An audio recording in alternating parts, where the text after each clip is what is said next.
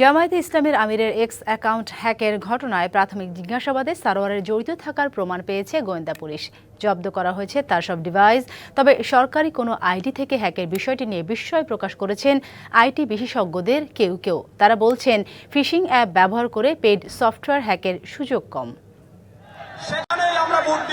ত্রয়োদশ জাতীয় সংসদ নির্বাচনে সামাজিক যোগাযোগ মাধ্যম ঘিরে নানা আলোচনা সমালোচনার ঝড় উঠেছে। তার সঙ্গে যুক্ত হয়েছে শীর্ষ নেতৃত্বের আইডি হ্যাকিং এর মতো ঘটনাও।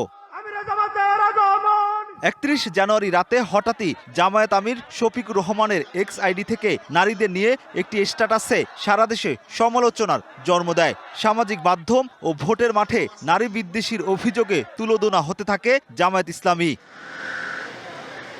এমন প্রেক্ষাপটে আমিরের আইডি হ্যাকের দাবি তোলে দলটি। মঙ্গলবার মধ্যরাতে রাষ্ট্রপতি কার্যালয়ে আইটি বিভাগে কর্মরত এক প্রোগ্রামারকে আটক করে ডিবি। প্রাথমিক জিজ্ঞাসাবাদে হ্যাকের ঘটনায় তার জড়িত থাকার সত্যতা পায় গোয়েন্দা পুলিশ।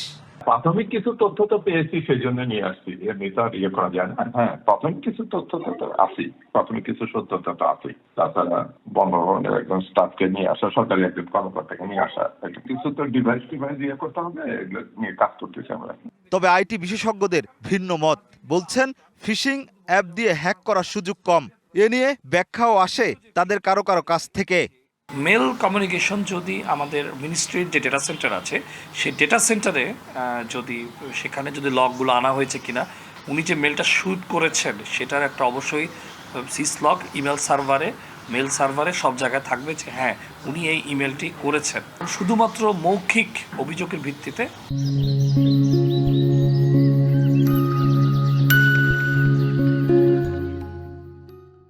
বা কোনো একটা ইমেল রিসিভ হয়েছে সেটা মাস্কিং কিনা, ওই ডোমেন থেকে এসেছে কিনা, সব কিছু সুনিশ্চিত না হওয়া পর্যন্ত আসলে এ বিষয়ে মন্তব্য করাটা কিছুটা ডিফিকাল্ট। আটক সরোয়ারকে নিয়ে বঙ্গভবনের আইটি বিভাগেও অভিযান চালানো হয়।